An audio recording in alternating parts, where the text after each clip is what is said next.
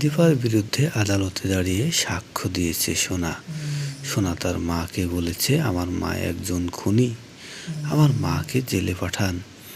সোনার মুখে তার মায়ের বিরুদ্ধে এমন কথা শুনে আশ্চর্য হয়ে যায় সেনগুপ্ত পরিবারের সবাই। সূর্য ভাবে, সোনা এটা কি বলছে?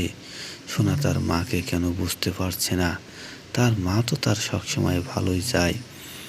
দীপা কখনো ভুল সিদ্ধান্ত নেয়নি, কিন্তু সোনা কেন তার মায়ের বিরুদ্ধে এমন কথা বলে নিজের জীবনটাকে শেষ করছে?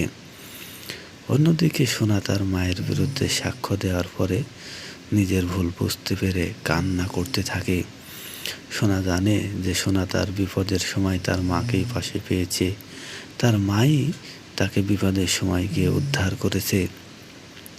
তাই সোনা তার মায়ের বিপদের সময় সাক্ষ্য দিয়ে নিজেকে আর ধরে না রেখে কান্না করতে থাকে।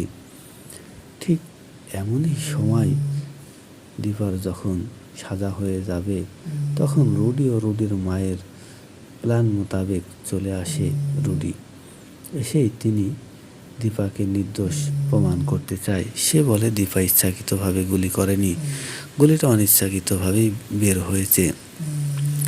আমার শাশুড়ি মা দীপা সোনাকে যেমন ভালোবাসে, আমার মাও তেমন আমাকে ভালোবাসে।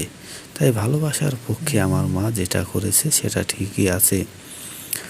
অন্যদিকে সোনা তো তার মায়ের জন্য কাঁদতে থাকে যে আমার মায়ের এমনটা কেন হলো, আর রুডির বা কী হবে? কিন্তু রুডির এই নাটক সূর্য, সোনা, সেনগুপ্ত বাড়ির কেউই ধরতে পারেনি। কিন্তু দীপা ধরে বসে আছে। দীপা ভাবে, রুডি যখন অসুস্থ তখন তিনি এত জোর দিয়ে কিভাবে কথা বলছে, আর তারা কেনই বা আমাকে ছাড়িয়ে নিতে এসেছে? তাদের লক্ষ্য উদ্দেশ্য কি? সোনার জীবনে বড় কোনো বিপদ আসছে না তো?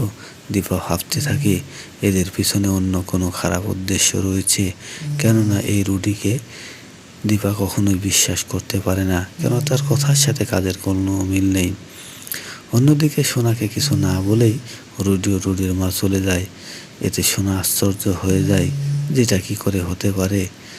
অন্যত্র গিয়ে রুডি ও রুডির মা তাদের প্ল্যান প্রক্রিয়ার কথা ভাবতে থাকে, যে তারা সোনাকে হাতে রেখেই সোনাকে ব্ল্যাকমেল করে সেনগুপ্ত বাড়ির সবাইকে পথে বসাবে। সোনাকে ব্ল্যাকমেল করে পথে বসাতেই রুডি ও রুডির মা যে চক্রান্ত করেছে সেটা দীপা ও রূপা ছাড়া আর কেউই বুঝতে চাইছে না। দীপা পারছে না সেনগুপ্ত বাড়ির কাউকেই বোঝাতে, কিন্তু দীপা ছেড়ে দেবে না। দীপা রুডি ও রুডির মায়ের চক্রান্তকে ব্যর্থ করেই ছাড়বে।